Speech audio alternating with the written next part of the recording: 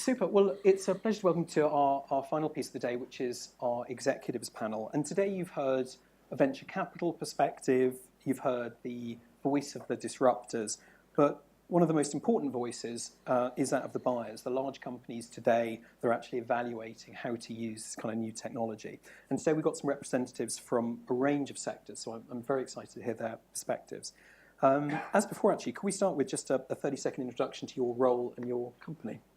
Perfect, yeah. So hi, my name's Linford Bacon. I work in essentially data science for Aviva. We're a large multinational insurer. We're the largest GI insurer in the UK. And my role is about kind of adoption and implementation of AI, machine learning in the business, driving value, improving things for our customers. Hi, I'm Andrew Nicholson. I'm the CEO and founder of Osprey Flight Solutions. Declare my hand right now. We are an early stage startup company, so a little different from my august company here. But AI is very core to our business, and we're working with a provider, Peak, who are delivering a very comprehensive AI support package to us. My company provides risk and threat information to the aviation industry. Think of MH17. We're trying to stop other airlines being shot down out of the sky by providing the data they need to understand the threats to the aircraft. Hi, I'm Wendy Pardo. I've recently joined Accenture as the Director of AI in Accenture Digital. Prior to that, I worked at Credit Suisse for 10 years, helping them with their machine learning strategy and adoption. I'm Harry Powell. I run the team of machine learning engineers, big data engineers at Barclays. We're kind of quite methodologically based, so we kind of develop a lot of the methodologies ourselves, and we've pretty much gone across all the techniques and methodologies you've heard this morning, trying to impact profitability and helping our customers make smart decisions. Great. And again, could we start with just the reality of what business benefits are you using AI to find today? Yeah, so it's a really good question. So for us, there are two really big thrusts that we're interested in with AI. So if you've ever bought insurance products, I'm sure if you have, you realize it's probably not a particularly easy, intuitive experience. And one of the things one of the big thrusts for AI is to understand our customers better and make that journey, make the process of buying insurance more seamless. The other thrust is actually about this changing landscape. You pointed out that cars are on the way out. And actually that means that insurance as a product is changing, and we're moving much further towards this idea of, okay, yeah, we pay out when bad things happen to you. But one of our big areas is actually we can use the knowledge that we have, our understanding of risk, to start actually reaching out and preventing bad things happening to you. So for us, AI is actually the enabler that allows us to kind of say to people, we do more than just be there in the end to pay out with a check. We can actually reach out to people's lives, change what they're doing, help them see bad things coming. And that's kind of how we see insurance evolving, and AI is absolutely crucial to that. Great. So for us, the immediate and obvious benefit is quite clear. As an aircraft, not going to get shot out of the sky, so that's a good thing. But it's much bigger than that, actually. The service or the data that we can provide to the aviation industry allows them to manage their risks on a much broader spectrum than just the kinetic risks to their aircraft. Looking at the operational risks and the safety risks to enable them to reduce delay times, to improve their operational efficiency, as well as, of course, the most important thing, keeping their aircraft and their crew and their passengers safe. AI is critical to that. Identifying the threats, looking over a huge number of sources of very unstructured data to identify those threats and the impacts that they might have on any particular aviation operation. I mean, you need a human team of thousands to be able to do anything approaching an effective solution to that. So AI is very, very important in identifying those threats. For Accenture, there's 4 key benefits. So there's initially intelligent automation with the foundation of just standard automation as a foundation. Then enhanced judgment, which is really about recommendations, predictions, forecasting, that kind of thing. And then the third one is more around essentially intelligent interactions, so improving your customer service essentially, but not just for your clients, also for your employees as well, essentially, so inward and outward facing. And then intelligent products, so actually looking for extracting the maximum value out of the data that you have, but also looking for new opportunities and new products and new value. It's quite a broad set. Absolutely, yeah. Making full use of AI, okay. I'll give you a couple of examples, I guess. So we've built a whole load of stuff. We've built a model that can tell what free-to-go mortgages will be repaid in the next 4 weeks. We can identify most of £1 billion worth of mortgages each year that we can try to make sure people don't repay. So it's a big number, I guess. We are interested in natural language processing on complaints and innovated a number of new techniques for that. That's a big issue for us, and that will be in the tens of millions of pounds per year in terms of value that we bring to the business in terms of reducing complaints. Not that anyone ever complains about us. You don't believe us. You don't believe that. We have introduced a new way of looking at high-dimensional demand curves, so we can look at demand curves in high-dimensional spaces of sparse data, if that means anything to anyone, but it suddenly means that we can start looking at how we look at where we should be changing and optimizing prices on more than just a single dimension of price and quantity. That's interesting from a methodological point of view. We are currently looking at new ways of providing financial advice. That's a capital A advice. Regulated advice through using Bayes networks that will allow us to massively automate the way that we interact with mass affluent customers. So, I mean, that's a small subset. We've kind of interested in produce something called Smart Business Insights, which allow our small customers to see insights about their business rather than just deluging them with huge amounts of information. How can we pull out contextual information which is relevant to them specifically and deliver that in near real time? That's more of a big data challenge. We've increased the number of transactions that we can understand in our own data sets by about 6-fold by using geolocational matching and lexicographical matching. Again, that's kind of halfway between AI and big data. So just a bunch of stuff, really. Some other stuff as well, I guess. Can't remember it all. Well, that leads nicely, actually. As we think about where we're at around the adoption of AI, both Linford and Harry, I mean, you're both in financial services. Is AI now table stakes in financial services, or are you quite early adopters? Is what? Is AI table stakes now? Is it table stakes? Yeah. What does that mean? Is it now the bare minimum? Is it business as usual using AI in financial services, or are you guys early adopters? Is it common? Or...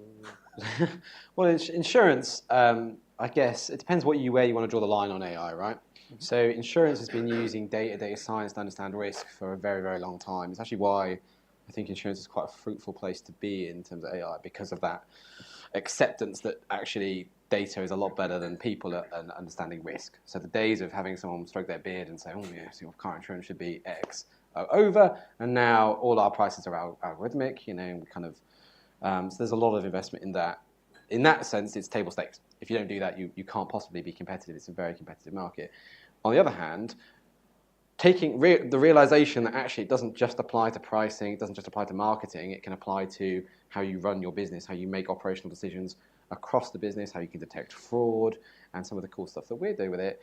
That is definitely new, and I would say that there are companies doing it, early adopters, as you said. I think you're right about this kind of bifurcation. There are some people who clearly haven't taken those steps away from the traditional use of AI, or data science, as it were, and they probably will be left behind. There are a few, but I like to feel like we're leading the way to a certain extent. Okay. Are you similarly kind of ahead of the curve, or do you think it's since most of your competitors are doing similar no things? idea. What I do say is that there are probably 3 stages of development in my head. You start off with individual projects. I'm going to do something for mortgages. I'm going to do something for consumer loans, whatever, these individual projects and applications that you build. And then you start thinking about them in terms of common technologies. So I've built something with a technology here. I'm going to apply natural language processing in lots of other places. So you kind of move from projects to technologies, kind of making that step where we can kind of start moving from projects to technologies. And then the next step is actually turning it into some kind of coherent business, almost like Amazon are. Amazon is a business about its recommendation engine. It sees the world in that light. I think that takes a big step of imagination in the heads of people at the C-suite, or what do people call it, that they're probably not really suited to do, because lots of people in large organizations sort of arrived at the top through an ability to manage process in relatively slow changing situations. Maybe that imagination step has prevented us so far from kind of moving from a bunch of kind of cool projects that make quite a lot of money in themselves through to actually it being core to the way that people think about their business model. Okay. Andy, you have quite a broad view of the market at Accenture, given the breadth of clients you engage with. How early are we in the adoption cycle of AI? I think across the different industries, you will have a mix of the early adopters that have already run a number of projects applying AI and machine learning, really to understand what the technology can do and how they may leverage that. So you've got those early adopters. You've also got people or companies that have maybe done that a few years ago and now looking to really scale out. And how do we do this in a more strategic way? How do we embed AI as a core part of our business? So we see a mix of those two areas. So we're really sort of crossing the chasm, as it were. So you've got both sort of dimensions in a sense. Okay. And one thing I think a lot about is how buyers like yourselves approach the kind of build versus buy question.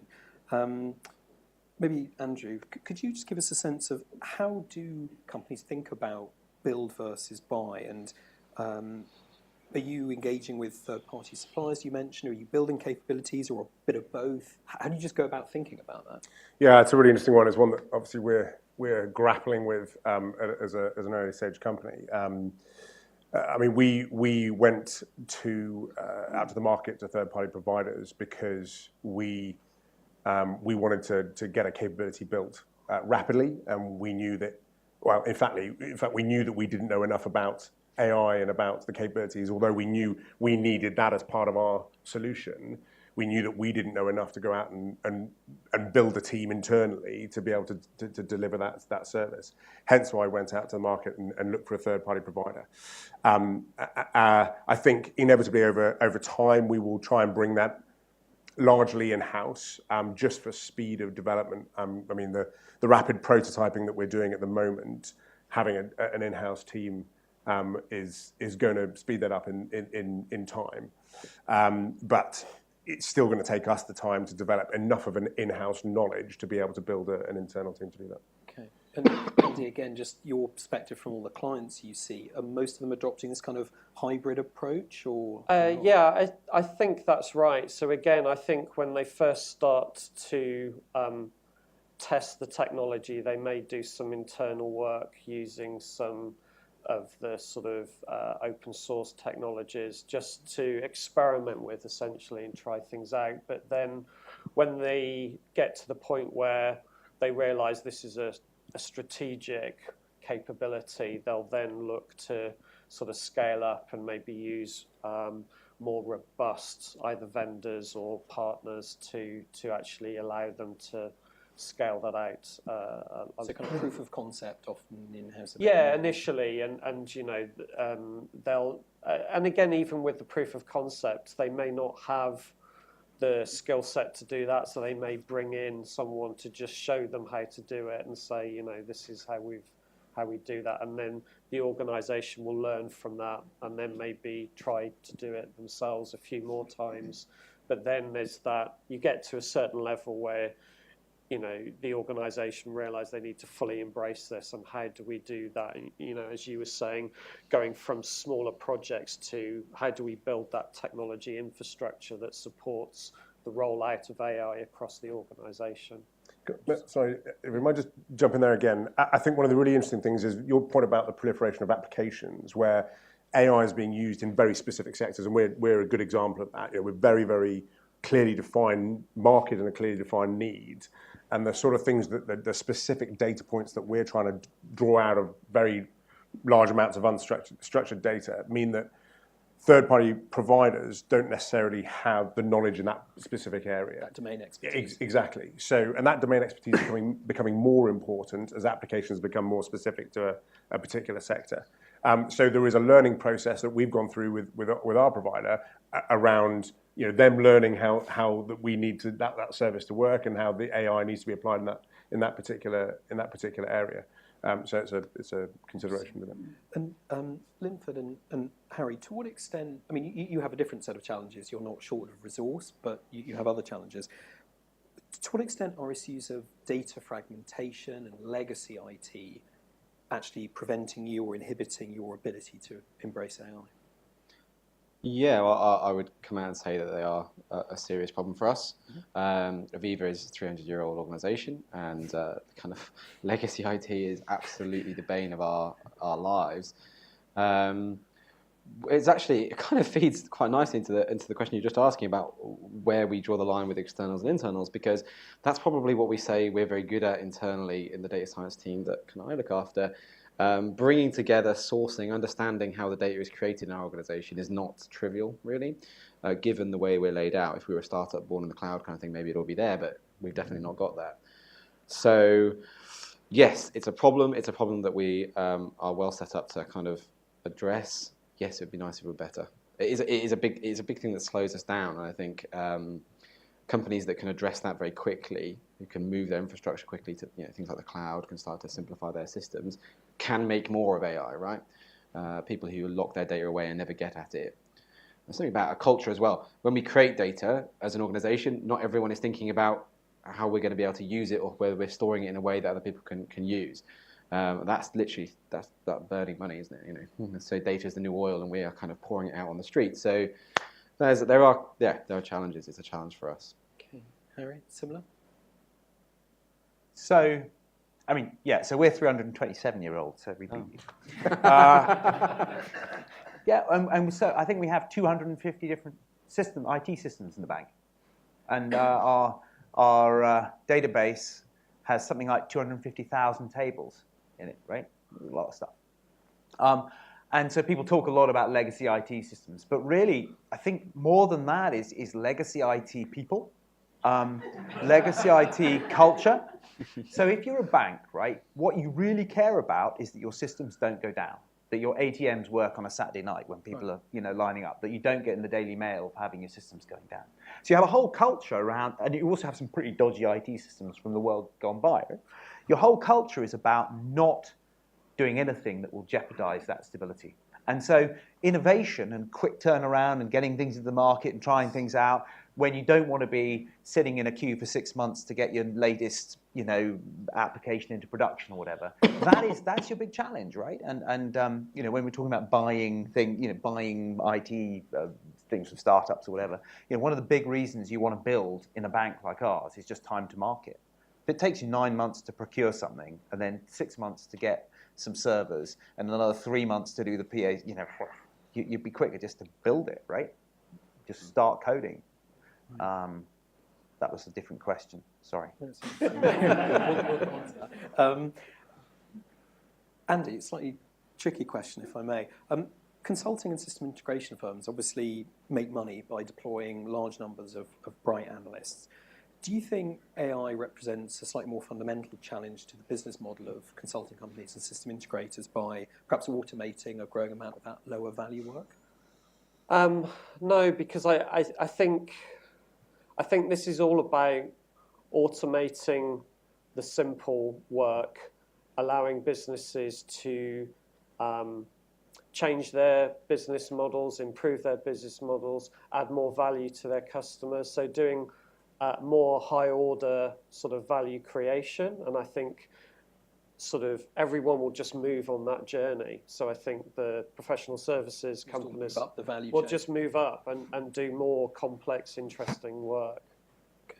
And briefly, Linford and Harry, how do you think your industry will look different in, let's say, 10 years' time as a result of AI?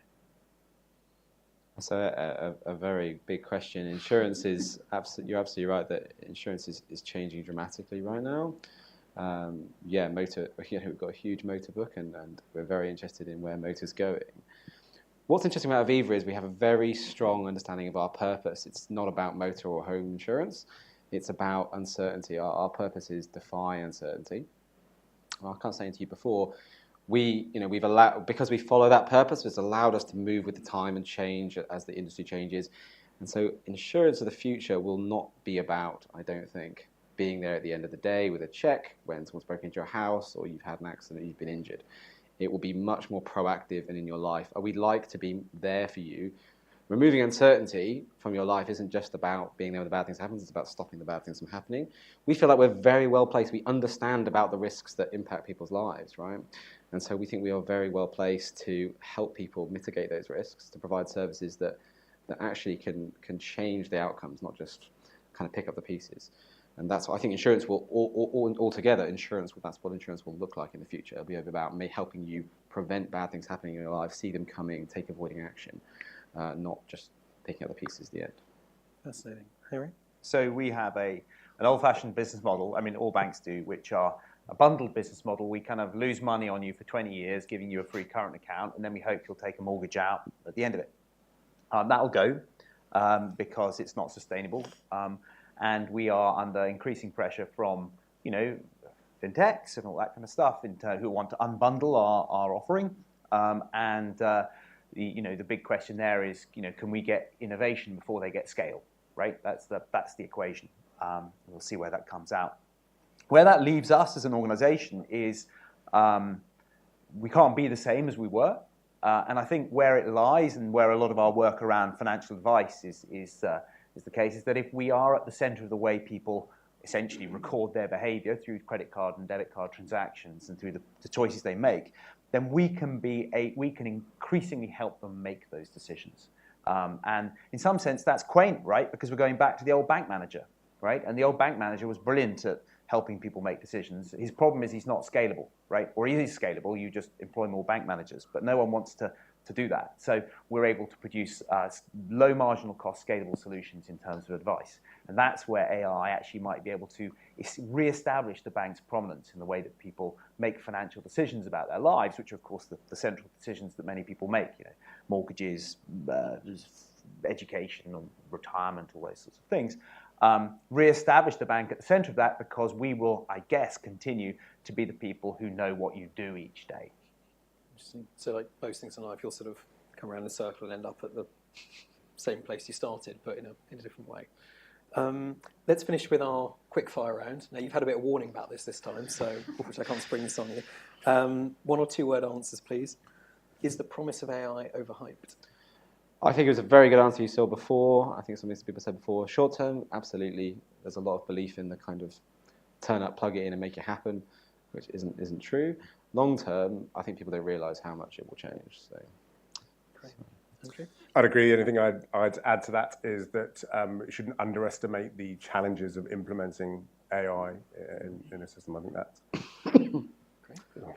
I think no, but it's actually very difficult to do very well. I think there is a lot of challenges with it, but in general, no. Okay. Harry? No. In which sector will AI have the most profound impact? I worry it's going to be in selling more people product because that's quite an easy way to do it. I wish it would be in healthcare. I think there's a huge opportunity there. But the amount of data you've got in retail probably means that it's going to hit, the hammer blow's going to hit there first. Again, I wish it was healthcare, but I think the most profound impact on society is probably going to be autonomous vehicles and the impact of that sort of subscription model you were talking about before, Dave. I think it's going to be everywhere, and I actually believe that healthcare is going to be transformed by AI eventually. Automotive. Should we worry a lot about autonomous weapons? No, I don't think so. Yes. A little bit, yes. Under pressure, machines make better decisions than humans. And finally, will AI destroy more jobs than it creates? Yes. Yes. I don't think so. No, but jobs will be created. And finally, if there's one message you'd like our audience to take away from today, what would that be? I think there's a danger, certainly the people I speak to, of wanting AI for its own sake. It's so broad. There's a kind of, we must do more. A lot of people I speak to, kind of executives, we should do more AI. I think it's a bit like saying, we should have more hammers on this building site. Should we? In general, I would say AI is very good at solving a problem. Have a problem. That's actually the difficult bit. Specify a problem that you want to solve, and then go out and get the tools. AI is just a tool at the end of the day. So you've still got the same challenges you've always had of identifying a decent business problem that is a good fit. Yeah, that specific problem thing is very good, but I think to be a little different about it, I think it's good for people to remember that the very act of looking at something can affect the outcome at the end, and that's an important thing to remember, particularly when you're looking at threats and violent actors.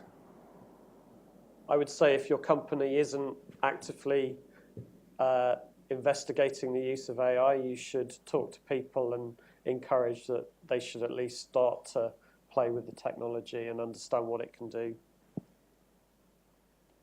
AI is exciting, but it's hard, right? Fantastic. I think we've got time for literally one or two questions, maybe. Who wants to take our one question? Yep, gentleman there. Hi. I feel as though a lot of the time people optimize for recall over precision. So they go for, does my algorithm get the right answer that I want? But they don't think very much about, does my algorithm accidentally get a bunch of stuff I don't care about? That's a challenge to communicate to people who aren't potentially thinking about this very deeply. How do you go about answering that challenge of communicating that problem? Who wants to Question take that? about precision and recall. So both are important, right? You've identified that. And with all these accuracy metrics, I mean, this is a bit of a technical question, guys. With all these accuracy metrics, you need to bring them into life. So you actually need to report both of them. And I think very often you want to be able to perhaps put a price or a cost on getting it wrong.